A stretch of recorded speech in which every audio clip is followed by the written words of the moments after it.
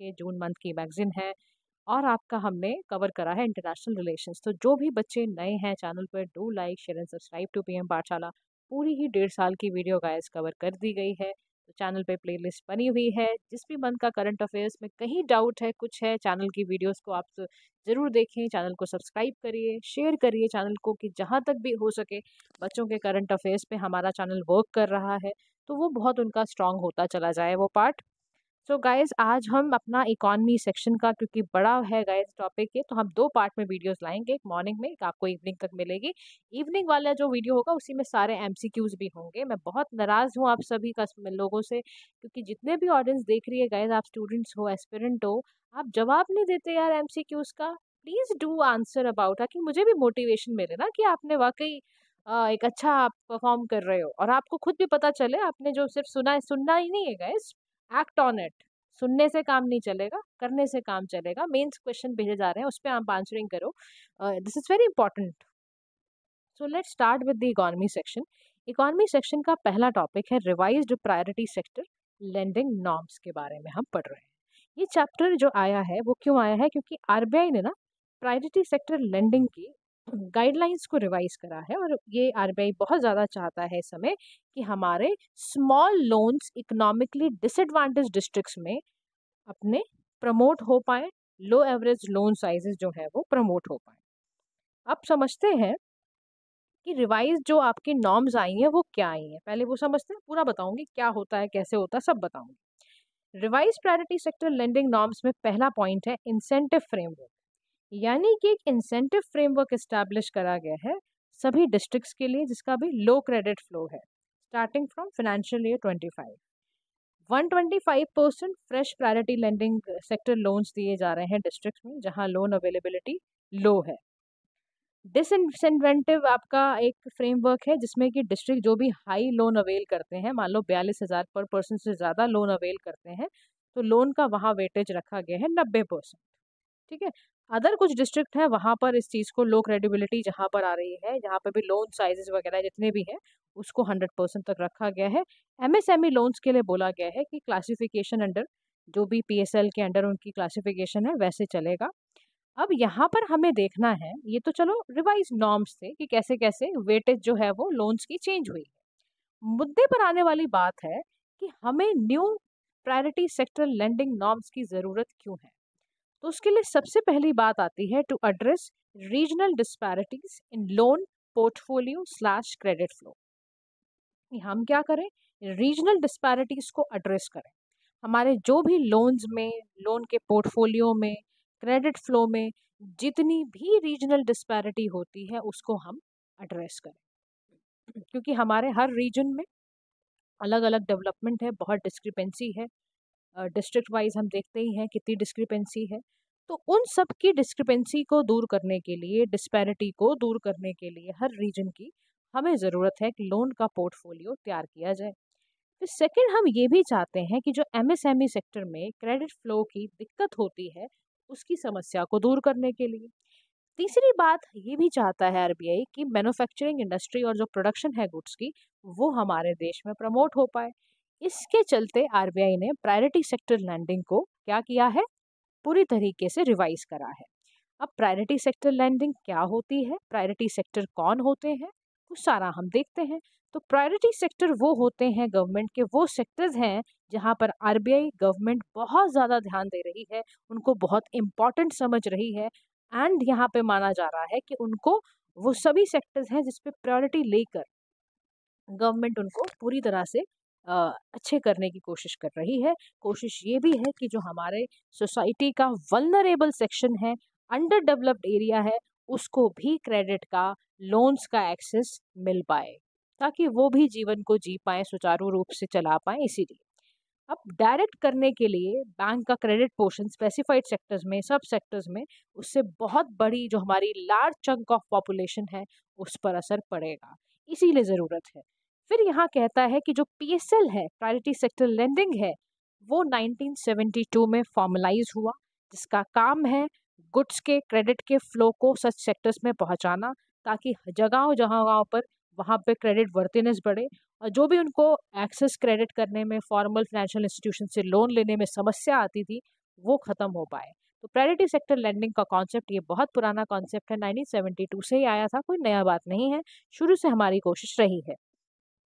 अब पीएसएल वाला जो बात आती है वो कौन कौन से कमेटीज हैं जो इसको बात करती हैं।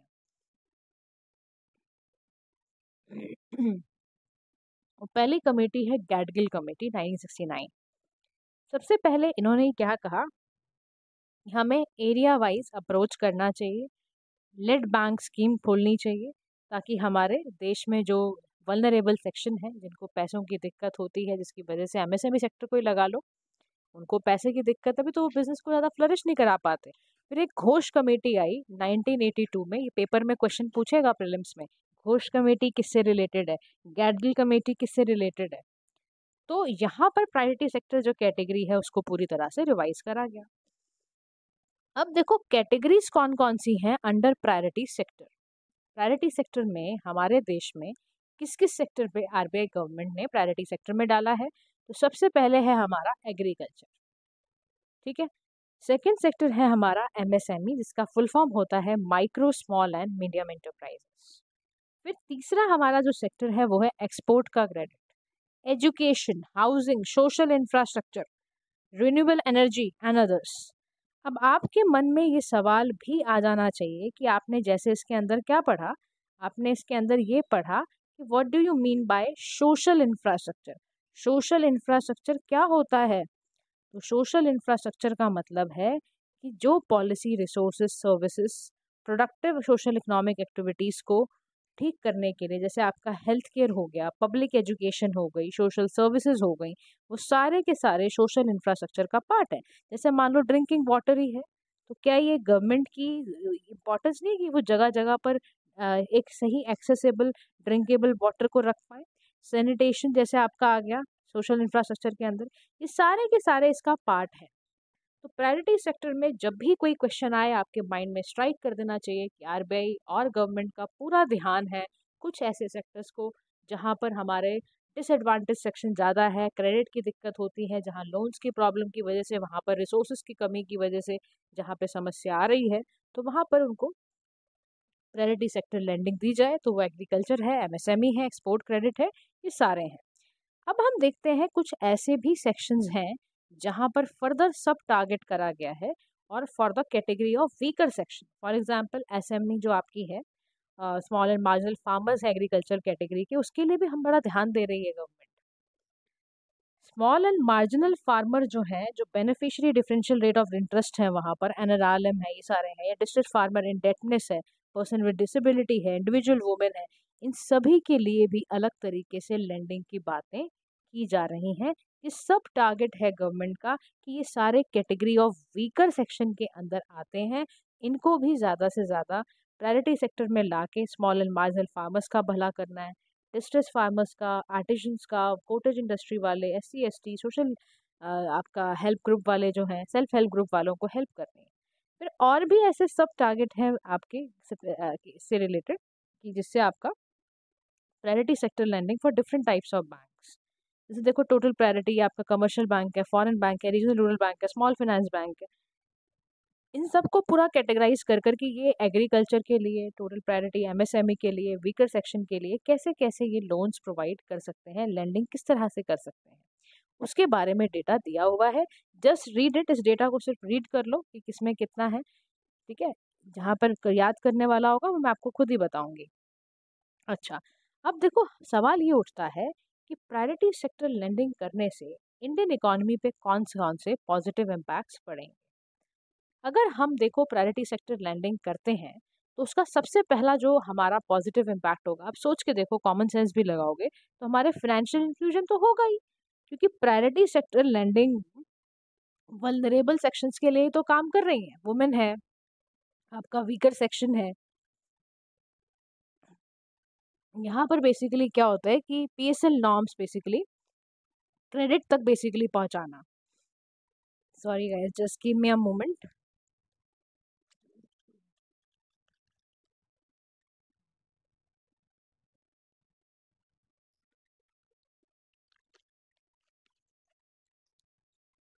तो गाइज हमें ये समझना होगा फाइनेंशियल इंक्लूजन भी होगा बहुत ज़बरदस्त तरीके से, क्योंकि क्रेडिट पहुंचेगा। बैंक के जो सेगमेंट है, एसएमएफ है, वुमेन है, वीकर सेक्शन है, ये लोग बैंक तक नहीं पहुंच पाते।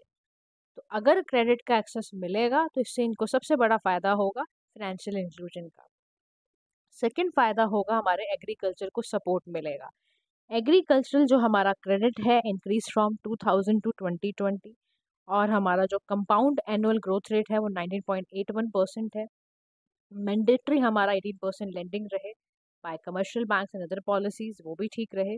और हम प्रमोट भी करें अपने एमएसएमई को, हमें क्रेडिट दें, उनको क्रेडिट का फ्लो फैसिलिटेट कराएं, ताकि जो पीएसएल है वो क्या करेगा। देखो प्रायोरिटी सेक्टर लेंडिंग हम ना एमएसएमई में करने के, पता है कितना फ़ायदा होगा। रूरल एरियाज़ में आपकी जॉब्स क्रिएट होंगी, लोकल इकॉनमी को कितना प्रमोशन मिलेगा सोचो आप। फिर इनकम ऑगमेंटेशन, एक केस स्टडी थी आंध्र प्रदेश की जिसमें पता चला कि beneficiaries reported enhance income, beneficiaries की जो इनकम इनहांस होने वाली बात आएगी। फिर यहीं पर आपका आता है क्रेडिट के बारे में हम और समझें। एक टर्म आता है एडजस्टेड नेट बैंक्स क्रेडिट, एएनबीसी। इसका मतलब क्या है कि net bank credit plus investment जो भी बनती है ना bye banks in non SLR bonds और हेल्ड मेच्योरिटी कैटेगरी, उसी को हम एडजस्टेड नेट बैंक्स क्रेडिट भी कहते हैं। इसमें हम नेट बैंक क्रेडिट को इन्वेस्टमेंट से प्लस कर देते हैं। ठीक है, तो ये पॉजिटिव इम्पैक्ट है हमारे प्रायोरिटी सेक्टर लैंडिंग में ऑन इंडियन इकोनॉमी। अब हम चलते हैं कि प्रायोरिटी सेक्टर लैंडिंग के साथ समस्या क्या आती है, क्यों ऐसा होता है कि हम इसको पूरी तरह इम्प्लीमेंट नहीं कर पाते। तो हमारे देश की सबसे बड़ी समस्या इसमें बन जाता है नॉन परफॉर्मिंग असेट्स, कि आउटस्टैंडिंग लोन जो प्रायोरिटी सेक्टर का है उसका बहुत बहुत गंदा असर हमारे बैंक्स पे पड़ता है। बहुत सारी स्टडीज़ पे पता चला कि जो public sector priority sector lending है was found responsible to more NPA generation. Priority sector landing के चक्कर में बहुत ज़्यादा हमें नेट परफॉर्मिंग असेट की क्रिएशन देखने को बैंक्स में मिली है। अब सवाल करो कि नेट परफॉर्मिंग असेट क्या होते हैं, ये मैंने आपको बहुत बारी बताया है, लेकिन क्योंकि हमारे साथ नए बच्चे भी होते हैं तो हमें उनको भी लेके चलना होता है। तो नेट परफॉर्मिंग असेट का मतलब है जब आप ग्रॉस एनपीए को प्रोविजन और राइट ऑफ से माइनस कर दो। इसमें भी देखो एग्जाम्पल के तौर पर मान लो किसी व्यक्ति ने पर्सनल लोन लिया, ठीक है। जो बोरोवर है अगर वो लोन के प्रिंसिपल को और इंटरेस्ट को 90 दिन से ज़्यादा ना चुका पाए तो बैंक उस लोन को क्या घोषित कर देता है कि ये नॉन परफॉर्मिंग असेट हो चुका है। तो प्रायोरिटी सेक्टर लैंडिंग से नेट नॉन परफॉर्मिंग असेट जो होते हैं वो बढ़ जाते हैं। फिर इंक्रीज कॉस्ट, इससे कॉस्ट बढ़ती है, आपका एडमिनिस्ट्रेटिव कॉस्ट बढ़ेगी, आपकी ट्रांजैक्शनल कॉस्ट बढ़ेगी, फिर लो बैंक प्रॉफिटेबिलिटी है, गवर्नमेंट का इंटरफेरेंस बहुत ज़्यादा यहाँ होता है। तो प्रायोरिटी लेंडिंग के लिए ना सर्टिफिकेट भी दिए जाते हैं ताकि शॉर्टफॉल्स अगर कुछ होते हो या कोई इशू आता है प्राइवेट सेक्टर की लोनिंग से या banks can meet their target, तो वो सब चेक करने के लिए सर्टिफिकेट वगैरह दिए जाते हैं। But see there is a very difference also कि बहुत दिक्कतें भी हैं यहाँ पर। लेकिन वे फॉरवर्ड में कह रहा है कि कुछ तो ऐसा करना पड़ेगा, भाई आरबीआई खुद ही प्रायोरिटी सेक्टर के लेंडिंग के नॉर्म्स को रिवाइज कर रहा है। तो पहला वे फॉरवर्ड में कह रहा है कि स्ट्रेंथन माइक्रो फाइनेंस इंस्टीट्यूशंस। सबसे पहले क्या करो, अपने माइक्रो फाइनेंस इंस्टीट्यूशंस को स्ट्रेंथन करो और स्मॉल फाइनेंस बैंक्स को इनकरेज करो कि वो ओपन हो जाए। तो आपको बोला जा रहा है कि एमएफआईज को क्या बोला जा रहा है कि वो अपने इंक्रीज करें credit supply to unbanked rural and semi urban areas, vast distribution network के through last mile connectivity provide वो करें। समझ रहे हो, अनबैंक जो हो रखे हैं ना rural area semi urban areas, उनका आपको क्रेडिट सप्लाई बढ़ानी है। फिर दूसरी बात है टेक्नोलॉजी का यूज़। मोबाइल बैंकिंग ऐप के तहत ऐप अप्रूवल करो, आप ऐप से लोन अप्रूवल करो फार्मर्स की, ताकि उनकी कॉस्ट और क्रेडिट डिलीवरी रिड्यूस हो, रीच बढ़े कस्टमर्स की रूरल और रिमोट एरियाज में। एक रोबस्ट क्रेडिट इंफ्रास्ट्रक्चर तैयार करो, इवैल्यूएट करो बोरोवर की क्रेडिट वर्थिनेस कितनी है, कितना वो चुका पाएगा पैसा लोन लेने के बाद। उसका नॉन परफॉर्मिंग जो एसेट है उनके इंसिडेंसेस को रिड्यूस भी करना आपकी जिम्मेदारी है। तो अगर ऐसे लेके चलोगे तो प्रायोरिटी सेक्टर लेंडिंग का जो आपका सपना है वो पूरा हो जाएगा। Now move to the next topic जिसका नाम है हमारा फिनफ्लुएंसर्स। क्या है फिनफ्लुएंसर्स, क्या होता है ये टर्म, आपने शायद पहली बार सुना होगा। इससे रिलेटेड हम पढ़ते हैं कि क्या होता है ये। देखो न्यूज़ में क्यों रहा सबसे बड़ी बात, सेबी है ना हमारा, security exchange and board of India, इसने ना एक ग्राउंड रूल सेट करे हैं इसके लिए, फॉर अनरजिस्टर्ड फाइनेंशियल इन्फ्लुएंसर्स के लिए और फिन इन्फ्लुएंसर्स के लिए, और बोला है उनको कि रेगुलेटेड एंटिटीज को प्रोहिबिट किया जाए from dealing with them. SEBI ने कुछ ग्राउंड रूल तय करे हैं, जो भी फाइनेंशियल इन्फ्लुएंसर्स हैं और अनरजिस्टर्ड होते हैं ना, वो आपने देखा होगा, आप ओटीटी प्लेटफॉर्म्स पे जाओ, यूट्यूब्स वगैरह पे जाओ, आपको वहाँ बहुत सारे ऐसे इन्फ्लुएंसर्स मिलेंगे जो आपको कहेंगे इस स्टॉक में पैसा लगाओ, ये वाला पोर्टफोलियो बनाओ, इससे आपका पैसा बढ़ जाएगा। तो ज़रा सेबी ने उनके बिल्कुल खींच लिए हैं अभी कदम कि वो इस तरह की बातें ना करें। ग्राउंड रूल उनके लिए तय करे हैं, जो भी अनरजिस्टर्ड है उनको प्रोहिबिट करा है कि रेगुलेटेड एंटिटीज की तरह बात मत करो, डील मत करने की कोशिश करो। अभी समझते हैं ये पूरा मुद्दा था क्या। देखो सेबी ने, security exchange board of India ने इंट्रोड्यूस करा फिक्स प्राइस प्रोसेस।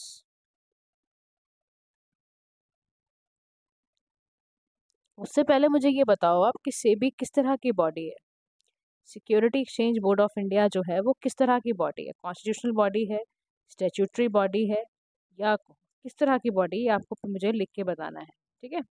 ये बताओ आप मुझे, उसके बाद हम पढ़ते हैं। आप देखो सेबी ने ना डिसाइड करा कि वो ना फिक्स प्रोसेस प्राइस प्रोसेस को इंट्रोड्यूस करेगी, और ऐसे ट्रेडेड शेयर जो कि डी लिस्टेड है उनको उनके लिए करेगी स्पेसिफिकली, और इंट्रोड्यूस करेगी D listing framework investment and holding companies का। और एक कंसर्न क्योंकि बहुत ज़्यादा मूव होता जा रहा है कि पोटेंशियल रिस्क बहुत ज़्यादा है अनरेगुलेटेड इन्फ्लुएंसर्स की वजह से, क्योंकि वो बहुत ज़्यादा ना कस्टमर के एडवाइस वगैरह इस तरह के दे देते हैं कि बहुत मिसलीड हो रहा है कस्टमर जो इन्वेस्टर है आपका। अब फिन इन्फ्लुएंसर या फिनेंशियल इन्फ्लुएंसर होता क्या है। फिन इन्फ्लुएंसर या फाइनेंशियल इन्फ्लुएंसर वो व्यक्ति है जो इन्फॉर्मेशन दे रहा है, एडवाइस दे रहा है, किसको, इन्वेस्टर्स को, फाइनेंशियल टॉपिक्स पे, चाहे वो स्टॉक मार्केट की ट्रेडिंग है, चाहे वो personal investment like mutual fund, insurance हो, जो कि प्राइमरली और वेरियस सोशल मीडिया प्लेटफॉर्म्स पर आकर बोल जाता है। अब सोर्सेज ऑफ इनकम इनकी क्या होती है, एडवर्टीजमेंट, कोलैबोरेशन कर लेते हैं, ये एफिलिएट पार्टनरशिप कर लेते हैं, इनको बहुत फ़ायदा हो जाता है इससे। एडवर्टीजमेंट से पैसिव इनकम आती है नंबर ऑफ व्यूज़ की वजह से, कोलैबोरेशन से इनको फाइनेंशियल प्रोडक्ट इनका प्रमोट हो जाता है, और एफिलिएट पार्टनरशिप से इनको वीडियो डिस्क्रिप्शन जो व्यूअर्स को लिंक वगैरह को देते हैं ताकि वो एक प्रोडक्ट खरीद पाए, साइन अप कर पाए फॉर अ सर्विस, ये हो जाता है। अब हम पढ़ते हैं कि reason for a rise of influencers, reasons क्या है। सबसे बड़ी बात ये समझना आप कि आखिर सोशल मीडिया पर जो फाइनेंशियल इन्फ्लुएंसर है वो इतना ज़्यादा उसका राइज कैसे हो गया। उसका सबसे बड़ा कारण है हमारे देश में फाइनेंशियल लिटरेसी का ना होना। इंडिया में लो फाइनेंशियल लिटरेसी रेट है, सोचो आप, सिर्फ 27% है।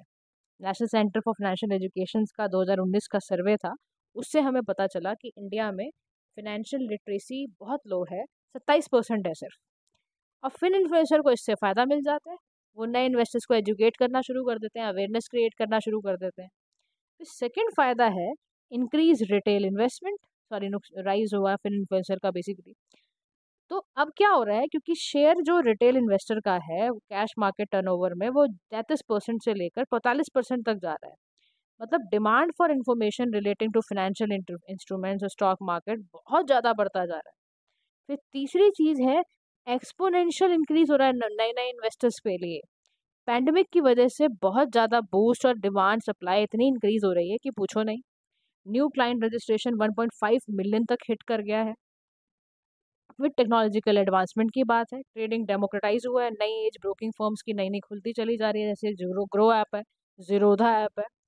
तो अफोर्डेबल आपके पास स्मार्टफोन है, आपके पास चीप डेटा प्लान्स है, डिजिटल पेमेंट होने के आपको तरीके पता ही हैं, तो पूरी तरह से कब्जे में है आपके, क्योंकि आपकी पूरी दुनिया मोबाइल में है ना। अब ऐप ले और वहाँ से इन्फ्लुएंस करते चले जाओ।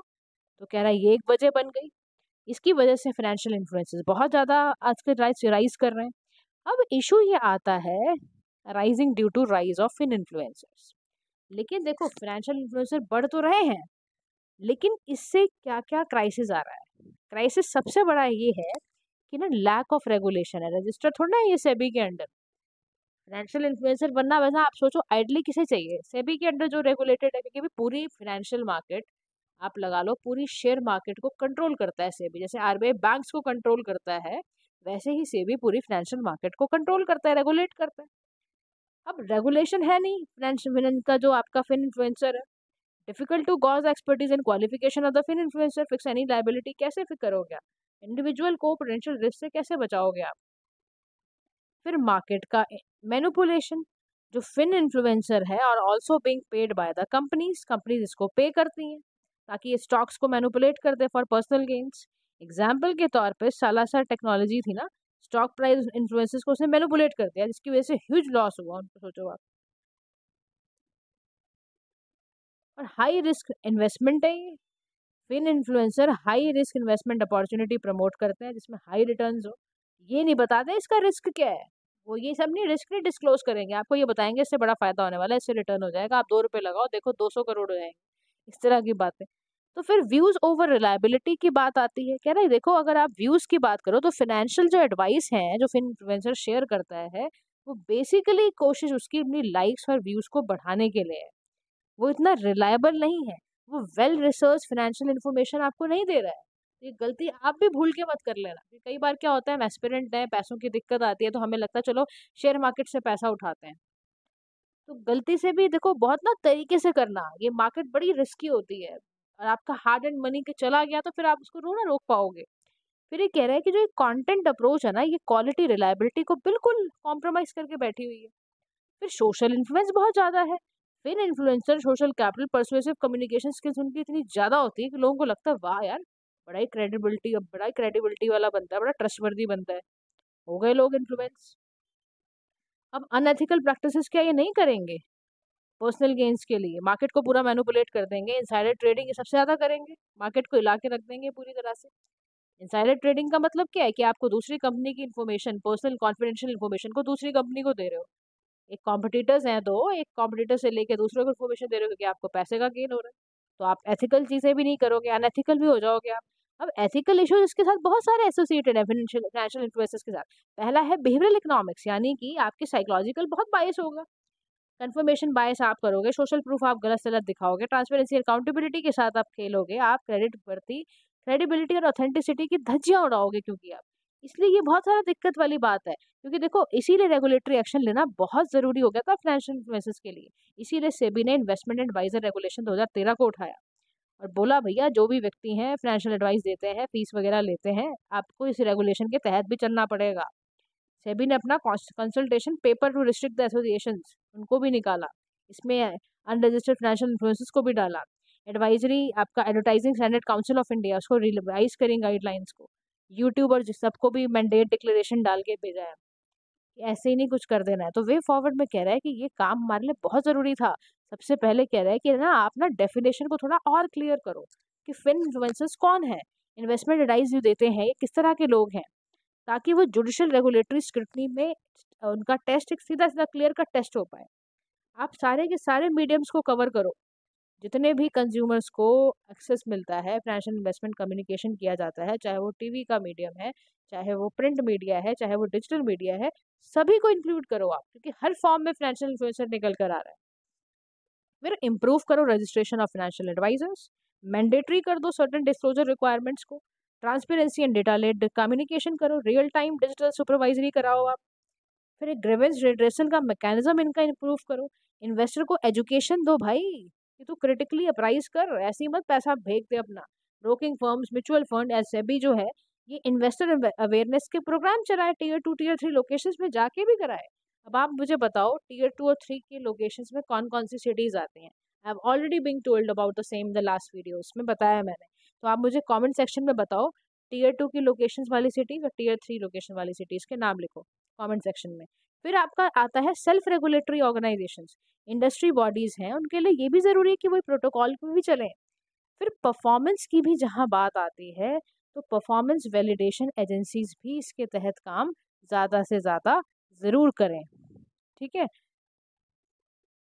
तो ये भी बहुत ज़रूरी है। फिर ग्लोबल एग्जाम्पल दिए हैं रेगुलेशंस के, जैसे कि Australia up to 5 years jail for influencers financial advice बिना लाइसेंस के थे, European security and market authority है, न्यूजीलैंड में कोड ऑफ बिहेवियर्स को इन्फ्लुएंसर्स डिफाइन करें, Singapore and Chinese regulators also have guidelines for influencers. ये सारा का सारा काम करने की ज़रूरत है। तीसरा टॉपिक पे हम चलते हैं जिसका नाम है ब्रिजिंग ग्लोबल वर्कफोर्स गैप्स। बहुत ही अच्छा टॉपिक है, मज़ा आएगा आपको पढ़कर। तीसरे टॉपिक में न्यूज़ में इसलिए रहा क्योंकि इंडिया एम्प्लॉयमेंट आउटलुक है 2030, निकालता कौन है? ORF। इसने हाईलाइट करके बताया कि 24.3%, 24.3% इंक्रीमेंटल ग्लोबल वर्कफोर्स बढ़ी है और बढ़ेगी भी over the next decade with come from India. और सारा का नेक्स्ट डिकेड में कहाँ से आएंगे? भारत देश से आएंगे। तो हमारा ग्लोबल लेबर मार्केट सिनेरियो क्या है, इसको पढ़ने से पहले हम देख लेते हैं ये बड़ी इंपॉर्टेंट सी टर्म जिसका नाम है फ्रेंड शोरिंग। यानी ग्रोइंग ट्रेंड है जहाँ पे कंपनीज का फोकस है कि वो सप्लाई चेन नेटवर्क्स को बिल्ड करेंगे कंट्रीज में, ताकि वो क्या रिगार्ड ऐसी देखा जाए पॉलिटिकल एंड इकोनॉमिक एलीज की तरह देखी जाए। उसी को हम कहते हैं फ्रेंड शोरिंग। ठीक है, अब हम समझते हैं ग्लोबल लेबर मार्केट सिनेरियो। देखो इसमें सबसे पहली चीज़ है हमारी वर्किंग एज पॉपुलेशन जो है वो ग्लोबली अगर देखा जाए, नॉट सेइंग हमारी, ग्लोबली देखा जाए क्योंकि ग्लोबल मार्केट सिनेरियो को हम पढ़ने जा रहे हैं। हमारी जो वर्किंग एज पॉपुलेशन है जो कि 15 उम्र से लेकर 59 एज तक होती है, हमारी ये वाली, वर्ल्ड की भी आसपास लगा लो आप, इसी एज ग्रुप में को वर्किंग एज कहोगे ना, बहुत ज़्यादा क्या हो रहा है वो श्रिंक होती जा रही है। कैसे? बहुत हाई इनकम कंट्रीज में रैपिड डेमोग्राफिक शिफ्ट हुआ है जहाँ पे पता चल रहा है कि आपका बर्थ रेट डिक्लाइन हो रहा है। कैसा हो रहा है बर्थ रेट? आपका धीरे धीरे डिक्लाइन कर रहा है। 2050 तक ऐसी पूरी संभावनाएं हैं कि वर्किंग एज पॉपुलेशन इन सब कंट्रीज की, हाई इनकम कंट्रीज की, वो 92 मिलियन श्रंक कर जाएगी, खत्म हो जाएगी, सिकुड़ जाएगी। ये एक समस्या। सेकंड, हम देख रहे हैं पॉपुलेशन वो भी है जो एजिंग है, बुढ़ापे की ओर बढ़ रही है।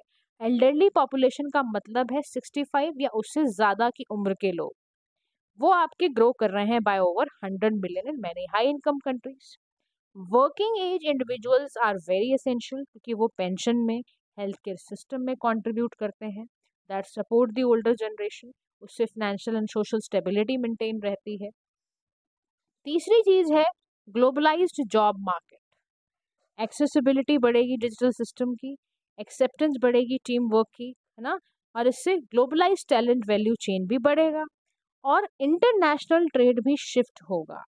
Significant churning and shift in international trade, क्योंकि जियो पॉलिटिकल सिचुएशन की वजह से ये चीज़ें हो रही हैं कि ट्रेड में इंस्ट्रक्शंस आ रही हैं।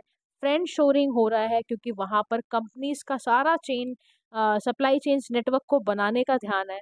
ठीक है, ये वजह से हो रहा है। अब इसकी वजह से बहुत ज़्यादा जॉब मार्केट और एसोसिएटेड वेजेस में असर देखने को पड़ रहा है।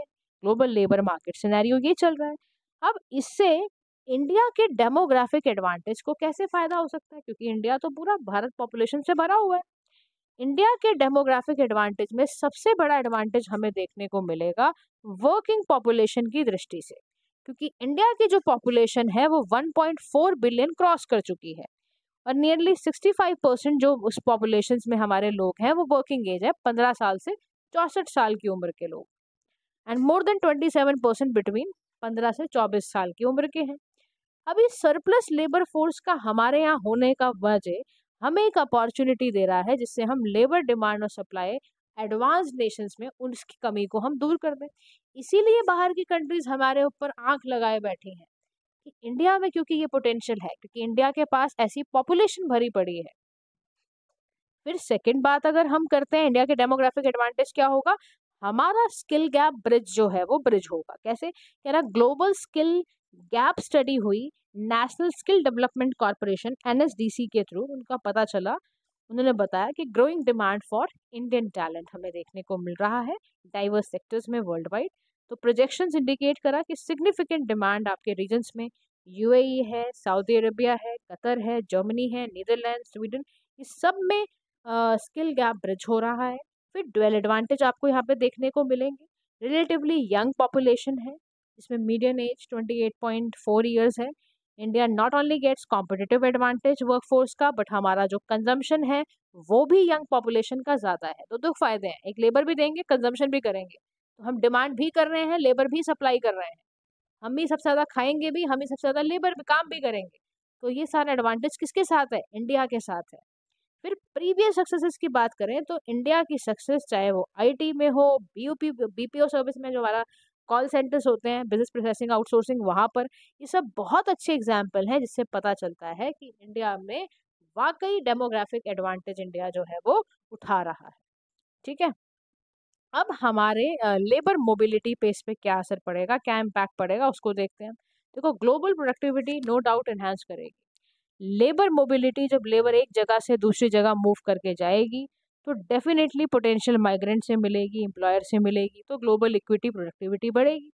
पॉवर्टी एलिवेशन की बात आई तो जो वर्कर्स हैं वो रिच कंट्री में जाएंगे तो इनकी इनकम 6 से 15 टाइम बढ़ जाएगी, पॉवर्टी खत्म। अब फिर सोशल वेलफेयर तो होगा ही, पॉवर्टी खत्म, लेबर की मोबिलिटी हो रही है, रेमिटेंसेस कंट्री में आ रहे हैं, आपकी कंट्री का भी हेल्थ केयर एजुकेशन वेलफेयर को सुधारेगा। कह रहा है 2022 में इंडिया ने 111 यूएस बिलियन डॉलर्स का रेमिटेंस आया, हमारी पहली ऐसी कंट्री बन गई जिससे यूएस डॉलर बिलियन को भी हमने यूएस को भी पछाड़ दिया। यूएस में 100 बिलियन मार्क होता है रेमिटेंसेस का।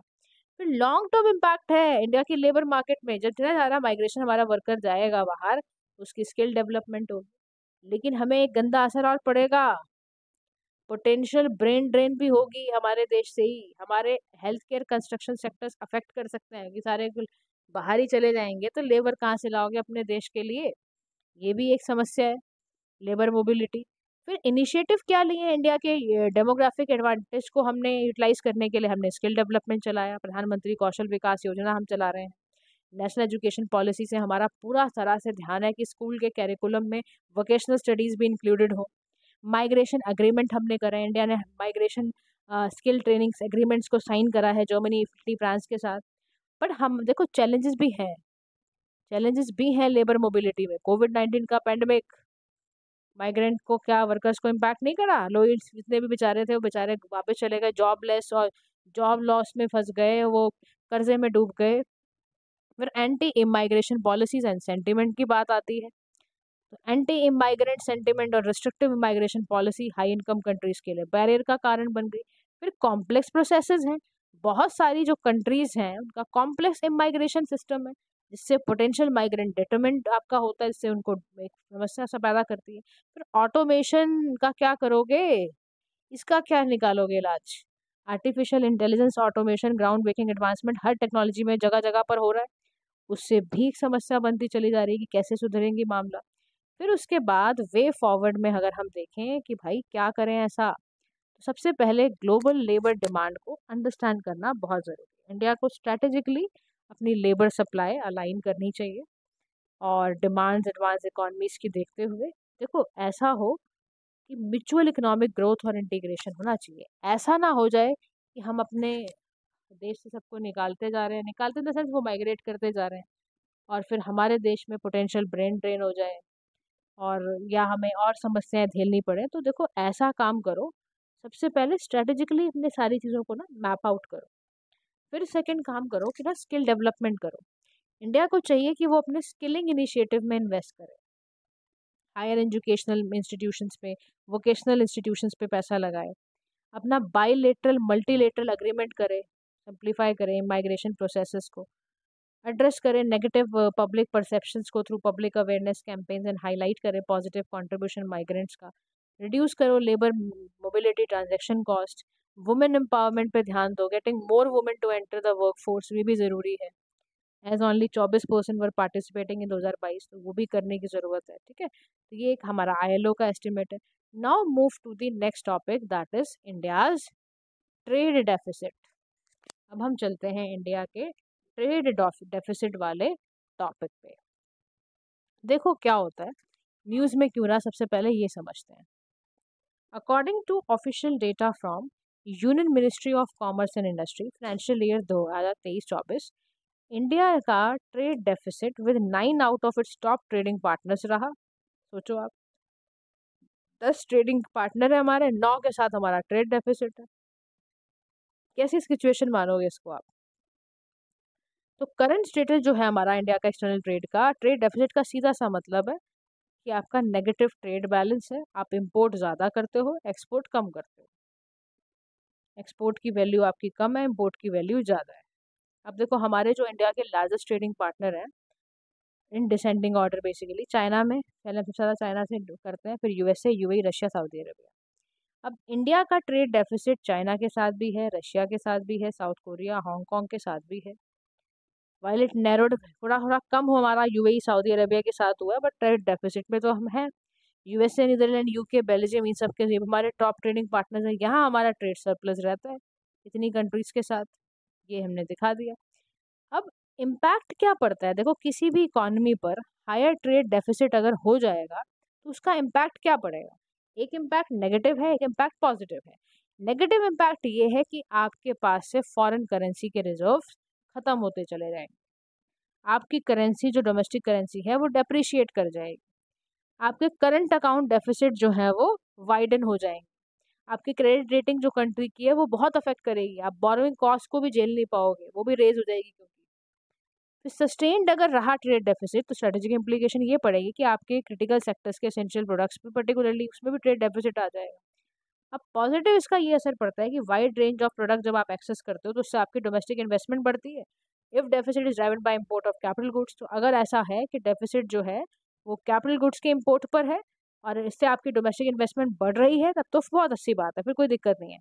अब आपको ये पता होना चाहिए कि कैपिटल गुड्स क्या होते हैं, है ना, क्योंकि देखो एक एक चीज़ आपको ज़रूर पेपर के लिए पता होनी चाहिए। कैपिटल गुड्स का मतलब क्या होता है, देखो वो फिजिकल एसेट जो कंपनी यूज़ करती है गुड्स एंड सर्विसेज को प्रोड्यूस करने में, जैसे बिल्डिंग है, मशीनरी है, व्हीकल है, टूल है, ये सारे के सारे इक्विपमेंट्स हैं, उसके लिए हमें क्या यूज़ करना होता है, कैपिटल गुड्स उसे हम कहते हैं। अब क्या क्या रीजंस है behind India's higher trade deficit. तो पहला रीजन है रिलायंस ऑन इम्पोर्टेड इनपुट्स, यानी जो क्रूड ऑयल है, फार्मास्यूटिकल इंग्रेडिएंट्स हैं, इसके पास से हमारा देखने को मिल रहा है कि हमारा इम्पोर्टेड इनपुट बहुत ज़्यादा बढ़ता जा रहा है। फिर हमारा कंजम्पशन पैटर्न का चेंज हो जाना, डिमांड का बढ़ना for consumer durable luxury goods etcetera. Structural factors हैं, growth of manufacturing sector, higher logistic cost, ये सारा।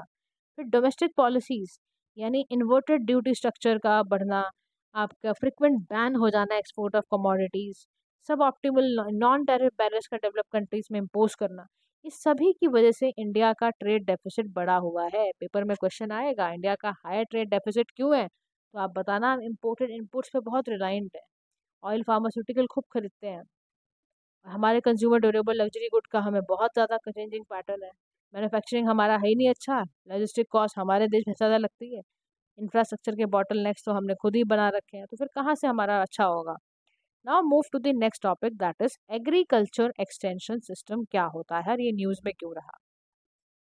देखो प्रधानमंत्री ने अवार्ड दिया कृषि सखी सर्टिफिकेट 30,000 से भी ज़्यादा वुमेन सेल्फ हेल्प ग्रुप्स को वाराणसी के अंदर। अब कृषि साखीज क्या होती हैं, कृषि सखी क्या होती है, ये वो फार्मर्स हैं, वो प्रैक्टिसिंग फार्मर हैं, वो trend para extension professional agriculture में जो ग्रास रूट लेवल पे जाके काम कर रहे हैं। एग्रीकल्चर एक्सटेंशन सिस्टम का मतलब है जो फार्मर्स को, रूरल प्रोड्यूसर को मदद करते हैं, सपोर्ट करते हैं, साइंटिफिक रिसर्च अप्लाई कर कर, नई नॉलेज देकर, एग्रीकल्चर की प्रैक्टिसेस में एजुकेशन देके, ट्रेनिंग देके, ये वो काम करते हैं। अब फार्मर के फ्रेंड होते हैं, ये डोर स्टेप पे जाते हैं, गली गली जाएंगे, दरवाजों पे जाएंगे और नेसेसरी इन्फॉर्मेशन, स्किल वगैरह फार्मर को गाइड करके आते हैं, नेचुरल फार्मिंग ऐसे ही करो, स्किलिंग बढ़ाते हैं उनकी, तो बहुत अच्छा काम कर रहे हैं। अब कृषि सखी जो आपका कन्वर्जेंस प्रोग्राम है KSCP, इसमें कौन सी मिनिस्ट्री के अंदर आता है, ministry of agriculture and farmers welfare के अंडर आता है और ministry of rural development jointly इस पे काम कर रहा है। अब इसका एम क्या है, इसका एम है ट्रांसफॉर्म करना रूरल इंडिया को। कैसे करना, वुमेन को, रूरल वुमेन को एम्पावर कर दो, उसको कृषि सखी बना दो आप, उसका ही काम होगा, पैरा एक्सटेंशन वर्कर की तरह काम करेगी। 70,000 कृषि सखी क्रिएट करी गई हैं ताकि वो घर घर जाके नेचुरल फार्मिंग और सॉइल हेल्थ मैनेजमेंट को फेस मैनर में सिखाएं। एक पार्ट आता है लखपति दीदी प्रोग्राम।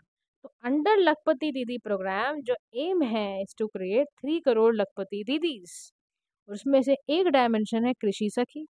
इम्प्लीमेंट कौन करेगा, 12 स्टेट इसको फेज 1 के उसमें रोल आउट करने वाले हैं, चाहे गुजरात हो, तमिलनाडु, यूपी, MP, ये सब। तो प्रेजेंटली 34,000 से भी ज़्यादा कृषि सखी हैं आउट ऑफ 70,000 जिनको सर्टिफाई कर दिया गया है। ठीक है, अब एग्रीकल्चर एक्सटेंशन सिस्टम इंडिया में कैसा है? तो देखो करंटली हमारा जो एग्रीकल्चर का रिसर्च है ये सब था ना, R&D जो था, ये ज़्यादातर पब्लिक सेक्टर डोमिनेटेड था, या इंडियन काउंसिल आपका एग्रीकल्चर रिसर्च पे काम करता था। अब क्या हो रहा है, हम ना ICT led interactive technology information dissemination ला रहे हैं, इसको बोला जा रहा है विस्तार। Videos on farm technologies to be developed, technical vetting to videos, monitoring करना स्टेट नोडल एजेंसीज पर, ये सारा काम हो रहा है। Application and promotion of drone technology agriculture में अक्रॉस द कंट्री, इम्प्लीमेंटेशन करना बिग डेटा मैनेजमेंट का, इसका भी काम। फिर उसके बाद national mission on agriculture extension and technology पे भी इंट्रोड्यूस करा गया है, introduce to enable delivery of technology, improve करना करंट एग्रोनॉमिक प्रैक्टिसेस फार्मर्स की। तो इसके 4 सब मिशंस बनाए गए हैं, चाहे वो एग्रीकल्चर एक्सटेंशन है, सीड एंड प्लांटिंग मटेरियल है, सारा का सारा। फिर कृषि विज्ञान केंद्र भी हैं, फील्ड रिसर्च यूनिट्स भी हैं ऑफ द ICAR, इसका काम ही है नए सीड वेराइटीज को टेस्ट करना, एग्रोनॉमिक प्रैक्टिसेस मशीनरी पे काम करना। एडिशनली ये क्या करता है, फार्मर का आउटरीच प्रोग्राम कंडक्ट कराते हैं, ऑन फार्म डेमोन्स्ट्रेशन प्लॉट्स तैयार करते हैं। अदर प्लेयर्स भी हैं पब्लिक सेक्टर्स में, स्टेट एग्रीकल्चर यूनिवर्सिटी है, ICT लेड है, ये किसान कॉल सेंटर्स वगैरह पे काम कर रहे हैं। Extension services by private sectors, तो मोस्टली जो इनपुट डीलर्स हैं, जैसे मार्केटिंग सीड है, फर्टिलाइजर है, फार्म कंपनीज है, मशीनरी है। एग्जाम्पल के तौर पर इफ्को कंपनी है, क्री बीच को है, ये सारे पता है क्या करते हैं, फार्मर्स मीटिंग्स करते हैं, सेमिनार्स कंडक्ट कराते हैं, ये सारे ये बड़े अच्छे से काम कर रहे हैं इससे रिलेटेड। तो देखो एग्रीकल्चर का एक्सटेंशन सर्विसेज बहुत ज़्यादा ज़रूरी है, क्योंकि इससे फार्मर की इनकम बढ़ेगी। दलवाई कमेटी का तो ये कहना ही था कि लार्ज नंबर ऑफ फार्मर्स, अगर उसको नॉलेज होगी प्रोडक्शन की, तो वो फिर उसका काफ़ी काम तो हो जाएगा, लेकिन स्किल अगर हो जाएगी तो उससे सोने पे सुहागा हो जाएगा। फिर फैसिलिटेशन हो जाएगा बेटर टेक्नोलॉजी मोटिवेशन का। तो ये दलवाई कमेटी है ना, इसको प्लीज़ ध्यान से याद रखना। अब हम बात करते हैं कि चैलेंजेस क्या हैं इंडिया के एग्रीकल्चर एक्सटेंशन सिस्टम में, क्या क्या चैलेंजेस पैदा होते हैं उस पर ध्यान देते हैं। अब चैलेंजेस जो है इंडिया के एग्रीकल्चर एक्सटेंशन सिस्टम में, उसका पहला चैलेंज है इन्वेस्टमेंट की कमी होना। इंडिया अपने एग्री GDP में पूरे बजट में से 0.7% खर्च करता है एग्री रिसर्च एंड एजुकेशन पर, तो कहाँ से होगा भाई? और इसमें भी 0.16% एलोकेट एक्सटेंशन एंड ट्रेनिंग पर है। रीजनल वेरिएशंस का तो पूछो ही मत, ईस्टर्न स्टेट्स हैं, पुअर स्टेट हैं, इतनी डिपेंडेंसी है इनकी एग्रीकल्चर पर, लो एग्रीकल्चर प्रोडक्टिव है ये, लेकिन पैसा ही नहीं है इनके पास एग्रीकल्चर रिसर्च एंड एक्सटेंशन पे काम करना। फिर दिक्कत क्या आती है, स्क्यूड एलोकेशन है। इंडिया का जो एलोकेशन है ना एग्रीकल्चर एक्सटेंशन जो है, ट्रेनिंग वगैरह जो है, क्रॉप हस्बेंड्री पे बहुत स्क्यूड है। उसके बाद lack outcome orientation, public extension delivery system जो है function more on agriculture target activity based है, बहुत ज़्यादा टारगेट आउटकम बेस्ड मैकेनिज्म नहीं है। तो वे फॉरवर्ड में कह रहा है मार्केट लेड सिस्टम का होना, यानी अर्जेंट नीड है कि हम अपने एग्जिस्टिंग एक्सटेंशन सिस्टम को रीप्रायोरिटाइज करें। फिर हमें ज़रूरत है कि हम रिसर्च एंड एक्सटेंशन को लिंक करते हैं, एक स्ट्रॉन्ग लिंक बनाना बेहद ज़रूरी है। फिर डाइवर्सिफिकेशन की ज़रूरत है, एग्रीकल्चर के पोर्टफोलियो को क्रॉप्स में, एनिमल हस्बेंड्री में, डेयरी मैनेजमेंट में कैसे हमें करना है। इनोवेशन नेटवर्क्स को बनाना बेहद ज़रूरी है, ताकि डिजिटल प्लेटफॉर्म उसी हिसाब से तैयार हो। फिर कोलैबोरेट कर दो प्राइवेट पार्टनर्स के साथ। आपका आजकल तो 5 टाइम्स P मोड चलने लग गया, यानी कि public private peasant policy partnership. Agri rural market का मतलब है कि जितने भी पीरियोडिकली लगती है ना रूरल मार्केट, रिटेल कम लॉजिस्टिक, उनको प्राइमरी एग्रीकल्चर वाले रूरल मार्केट में जाओ, वहाँ पे डिस्कवर करो, ग्रेडिंग वगैरह करना शुरू कर दो, बार्गेनिंग शुरू कर दो, तो वहाँ से भी एक मामला अच्छा हो सकता है। नेक्स्ट टॉपिक पे हम चलते हैं, जिसका नाम है हमारा टेक्निकल टेक्सटाइल्स के बारे में हम जानने वाले हैं। टेक्निकल टेक्सटाइल न्यूज़ में क्यों रहा, सबसे पहले ये देखते हैं। देखो न्यूज़ में इसलिए रहा क्योंकि टॉपिक का क्या नाम है हमारा, नेशनल टेक्निकल टेक्सटाइल मिशन, जिसका काम है एम्पावर्ड कमेटी को बिठाना, और ये 7 स्टार्टअप प्रपोजल्स को लेकर आई है। कितने? 7। ग्रेट स्कीम इनिशिएटिव के तहत ये ऐसा करने जा रहे हैं। अब ग्रेट इनिशिएटिव क्या है? नोडल मिनिस्ट्री इसमें टेक्सटाइल की है। इसका ऑब्जेक्टिव है यंग इनोवेटर्स, साइंटिस्ट, स्टार्टअप्स को वेंचर देना, किस फील्ड में? टेक्निकल टेक्सटाइल में, ताकि वो अपने आइडिया को कमर्शियल टेक्नोलॉजी में कन्वर्ट करके, ट्रांसलेट करके इंडिया को सेल्फ रिलायंट बनाए। और इसके लिए नॉर्मली 50 लाख रुपए दिए जा रहे हैं 18 महीने के लिए। तो इस इनिशिएटिव को क्या कहते हैं? Great initiative. अभी न्यूज़ में क्यों था? क्योंकि ग्रेट का फुल फॉर्म क्या? Grant for research and entrepreneurship across aspiring innovators in technical textiles. तो ये इनिशिएटिव कैसे इमर्ज हुआ? From the research development and innovation से स्टार्ट हुआ। अब हम समझते हैं टेक्निकल टेक्सटाइल क्या चीज़ है। तो टेक्निकल टेक्सटाइल का मतलब है टेक्सटाइल मटेरियल प्रोडक्ट जो प्राइमरीली टेक्निकल परफॉर्मेंस के लिए, फंक्शनल प्रॉपर्टीज़ के लिए निकाले गए हो, रादर देन एस्थेटिक और डेकोरेटिव कैरेक्टर्स के लिए नहीं, टेक्निकल परफॉर्मेंस और फंक्शनल प्रॉपर्टी के लिए बनाए गए टेक्सटाइल मटेरियल प्रोडक्ट को हम क्या बोलते हैं? Technical textiles. ये कई सारी एप्लीकेशंस में यूज होते हैं, एग्रीकल्चर में, रोड में, रेलवे ट्रैक्स में, स्पोर्ट्स वियर में, फायर प्रूफ जैकेट्स में, सब जगह पे यूज होते हैं। अब टेक्निकल टेक्सटाइल्स का इंडिया में क्या क्या इम्पोर्टेंस है, क्या क्या सिग्निफिकेंस है? तो पहला सिग्निफिकेंस है प्रोडक्टिविटी इन्हांसर है। टेक्निकल जो टेक्सटाइल है वो क्या करता है? बहुत ही प्रोडक्टिविटी को इन्हांस कर देता है। ये क्या करता है? टेक्निकल टेक्सटाइल इकोसिस्टम इंडिया में यूज करता है बेसिकली हॉर्टिकल्चरल, जैसे हॉर्टिकल्चर को आपको इंक्रीज करना है उसकी फार्म प्रोडक्टिविटी को, तो ये कर देगा। टेक्निकल टेक्सटाइल ये काम करेगा। गवर्नमेंट के इनिशिएटिव्स के साथ ये ना अपॉर्चुनिटी भी तैयार करेगा। इंडिया में डोमिनेट करता है पैक्टेक सेगमेंट, ग्लोबल शेयर है उसका अच्छा खासा है वो भी। इससे हाई ग्रोथ रेट होगी हमारी, 5th लार्जेस्ट हमारा टेक्सटाइल बन जाएगा। ठीक है, एक्सपोर्ट पोटेंशियल बढ़ेगा हमारा, हाई वेज वर्कफोर्स की जनरेटिंग कैपेसिटी बढ़ेगी। तो ग्रोथ फैक्टर्स क्या होंगे? टाइम डिमांड बढ़ रही है, standardization, availability of raw material, climate change, इन सभी रीजंस की वजह से टेक्निकल टेक्सटाइल पे काम करना बेहद ज़रूरी है। अब हम चलते हैं ऐसे कौन कौन से चैलेंजेस हैं टेक्निकल टेक्सटाइल की ग्रोथ में इंडिया में, उसके ऊपर। देखो, सबसे बड़ा समस्या पता है क्या है? हमारा इम्पोर्ट डिपेंडेंस होना फॉर मशीनरी। करेंटली मेजॉरिटी जितनी मशीनरी की है ना, वो मैन्युफैक्चर करती है टेक्सटाइल टेक्सटाइल ऐसे प्रोडक्ट जो इंडिया में अवेलेबल नहीं है। दूसरा, हमारे जो majority of intended and user है ना टेक्सटाइल उनको इसके बेनिफिट का नहीं पता। स्टैंडर्डाइजेशन हमारे यहाँ है नहीं।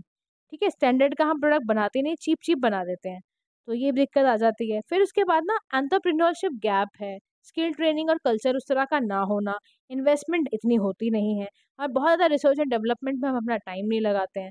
इसकी वजह से हम ना पीछे हो जाते हैं इस टेक्निकल टेक्सटाइल्स के लिए। तो गवर्नमेंट के ना इससे रिलेटेड कुछ इनिशिएटिव्स हैं। जैसे गवर्नमेंट क्या चाह रही है कि ना हम ना नेशनल टेक्निकल टेक्सटाइल्स मिशंस को लेकर आए, इम्प्लीमेंट करना है हमें, और इसकी रूरल मिनिस्ट्री टेक्सटाइल ही है। इसमें स्कीम हमने चाहे वो प्रोडक्ट लिंक इंसेंटिव लगाया हो, चाहे पीएम मित्रा स्कीम लगाई हो, स्कीम फॉर इंटीग्रेटेड टेक्सटाइल में लगाया हो, क्वालिटी कंट्रोल रेगुलेशंस हम लगा रहे हैं, एचएसएन कोड, सारा काम हम पता है क्यों कर रहे हैं? ताकि हमारा ज़्यादा से ज़्यादा हमारे देश में टेक्निकल टेक्सटाइल की बढ़ोतरी हो।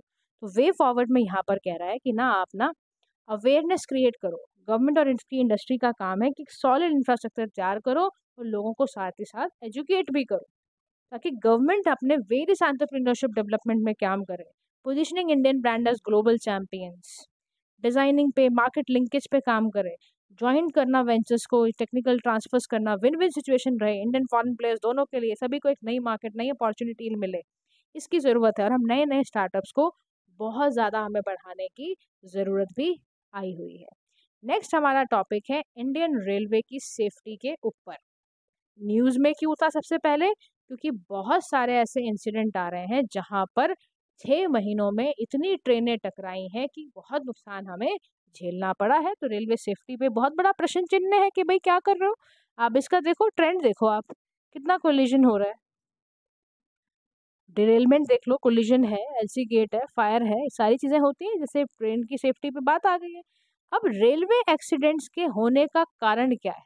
सबसे पहला कारण है डिरेलमेंट।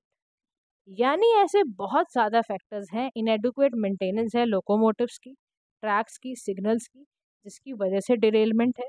सेकंड है ह्यूमन एरर की वजह से, ह्यूमन फेलियर है। जो रेलवे स्टाफ है, रेलवे चाहे स्टाफ में रोड यूजर है, पैसेंजर है, सब में ह्यूमन एरर है। इंडियन रेलवे के मुताबिक 75% डिरेलमेंट पता है क्यों हुआ? रेलवे स्टाफ के फेलियर की वजह से, इक्विपमेंट फेलियर की वजह से 10% है, 75% डिरेलमेंट रेलवे स्टाफ के फेलियर की वजह से है। Signal failures, defective damage track circuit है हमारा, फॉल्टी सिग्नल सर्किट मॉडिफिकेशंस हैं, फायर एक्सीडेंट है कोचेस में, पैसेंजर जो इन्फ्लेमेबल मटेरियल यूज़ कर रहा है, शॉर्ट सर्किट है, नेग्लिजेंस है पेंट्री कार स्टाफ की, ह्यूमन रिसोर्स 20,000 से ज़्यादा जो वैकेंसी हैं उस पर कुछ काम क्यों नहीं कर रहे हैं, loco crew train manager station master है ही नहीं, ये सेफ्टी का सबसे ज़्यादा ध्यान रखना है वो है ही नहीं, आपने वैकेंसी खाली रखी हुई है। तो कह रहे हैं क्या क्या ऐसे स्टेप्स लिए जाएं जिससे रेलवे की सेफ्टी बढ़े, तो कह रहा है उसके लिए कवच सिस्टम जो है ना उस पर ज़रूर काम करो। Indigenous automatic train protection system है, कैब सिग्नलिंग करता है ये, हाई स्पीड ट्रेन्स के लिए, फॉगी वेदर के लिए बहुत अच्छा है ये। टेक्निकल टर्म्स में इसको ट्रेन कोलिजन अवॉइडेंस सिस्टम भी कहते हैं। फरवरी 2024 में ही कवच डिप्लॉय करा गया था कई रूट्स पे, उसने बहुत अच्छा काम करा है।